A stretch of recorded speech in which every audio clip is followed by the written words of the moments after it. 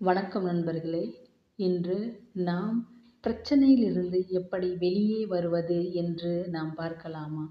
நமக்கு ஒரு பிரச்சனை தோன்றிய பொழுது அதை நாம் தைரியமாக எதிர்கொள்ள வேண்டும்.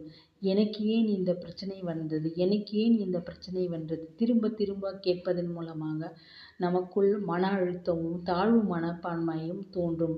நம்முடைய உறவினர்கள் என்ன நினைப்பார்கள் என்று நாம் அதையே திரும்ப திரும்ப கேட்பதால் நம்முடைய பிரச்சனைகளை நாம் ஒருபோதும் சரி செய்ய முடியாது. என்னால் இந்த பிரச்சனையை கண்டிப்பாக சரி செய்ய முடியும்.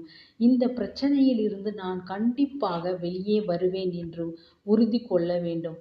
உதாரணமாக நமக்கு பணப்பிரச்சனை ஏற்பட்டு இருக்கிறது என்றால், நாம் எவ்வளவு தூரம் அளவிற்கு கடன் வாங்கி இருக்கிறோம் என்பதை, நம்முடைய மாத வருமானம் எவ்வளவு என்பதையும் முதலில் நாம் எழுதிக் கொள்ள வேண்டும்.